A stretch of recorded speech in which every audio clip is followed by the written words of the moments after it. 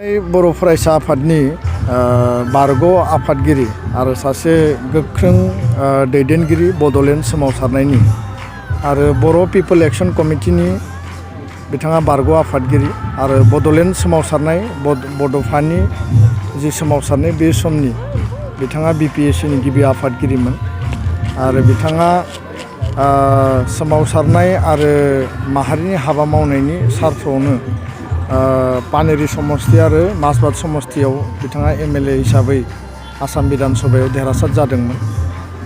करेन्द्र बसुमतारी मानगोनां बिथांनि दिनै गोथार सारादुनि सान आरो बिथाङा 3 अक्ट'बराव जोंनि गेजेरनिफ्राय बिथाङा बे बुहुमनिफ्राय बिदाय लादोंमोन आरो बिथांखौ न'खरनि आरो बिथांनि जायफोर मोजां हास्थायगिरि लोगोसे दुलाराय बर' फरायसा आफाद गासैबो गोथाङै फोथांना लाखिनो थाखाय बिथाङा जि बेरामाव गोलैनानै दङमोन बेनिखौ फाहामनो थाखाय नारा नाथा जुजिदोंमोन, नाथाय जोबथा समाव बिथांखौ जोङो लाखिनो हादिया।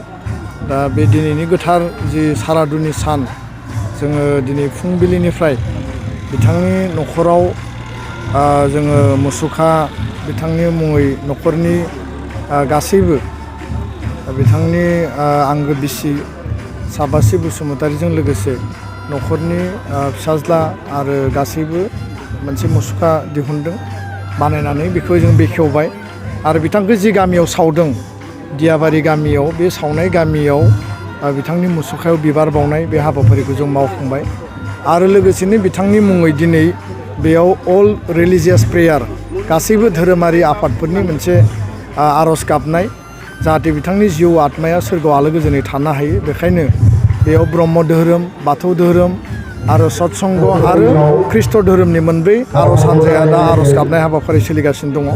लोगोसेनो जोंहा बिथांनि जे मुसुखा राजहुआ भाबै बेखौ मुसुखायाव बिबार बावनाय बे हाबाफारियाबो जोबलांबाय। दा जोंहा बिनि उनाव बिथांनि मुङै जिउ खौरां बेखेवनाय बानजाय आफादा दिहुननाय बे दङ गासै 370 पेजनि गिदिर मोनसे बिजाब आरो मोनसे बिथाङा बर' माहारिनि थाखाय बर' समाजाव मा बिहोमा होलांखो बिनि कन्ट्रिबिउसननि गासै बे मोनसे दलिल लोगोसेनो बड'फा उपेन्द्रनाथ ब्रह्म आरो आं होननाय करेन्द्र बसुमतारीया जि लिरनानै गालांनाय बिजाब बेखौबो बेयाव सेबखांनाय जादों।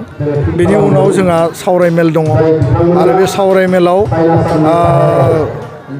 करेन्द्र बसुमतारीजों लोगोसे जिखिनि समरा समरि जायफोर दैदेनगिरि आन्दलनाव दङमोन आरो खाथिसिनाव थानानै हाबा मावदोंमोन बे गासैबो गोजाम जोंनि एबसुनि बारग' दैदेनगिरि आरो मावथि आरो बिथांजों समरा समरि हाबा मावनाय बिथांमोनखौ जों लिंदों। दा दिनै जोंहा न'खरनि सोद्रोमाजों लोगोसे दुलाराय बर' फरायसा आफाद आरो बानजाय आफाद बे सारादुखौ जों जयै खुंफुंदों। एबसुनि गासै दखरा जिल्ला आफादफ्रा बेयाव बाहागो लादों आरो फैगासिनो दङ माखासे रायजो राजाफ्रा बाहागो लाफैदों। लोगोसेयैनो BTR काउन्सिलाबो नैबे सारादुखौ खुंनायाव बानजाय आफादखौ जथेस्थ' मदद हरदों। दा बेखायनो आं सानो जे हारिनि गेदेमा सुबुंफोरखौ सिबिनायाव बा मान होनायाव जों मालाबाबो बर' हारिया खम खालामबोफेराखै, दुलाराय बर' फरायसा आफादा खम खालामाखै।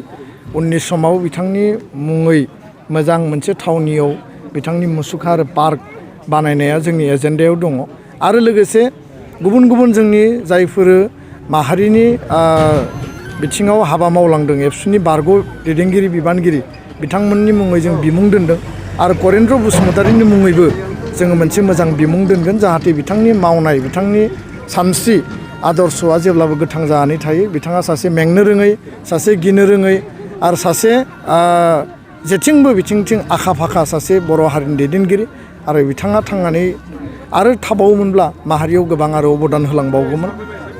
दा दिनैनि समाव बिथांखौ जोङो गोसोखांनानै बे सारादुखौ जों खुंबाय आरो बे खुंनायनि गेजेरजों समाज आरो हारियाव बिथांनि हाबा मावनाया गोजोर जानानै थागोन होननानै जोङो मिजिंथियो। गोजोन्थों।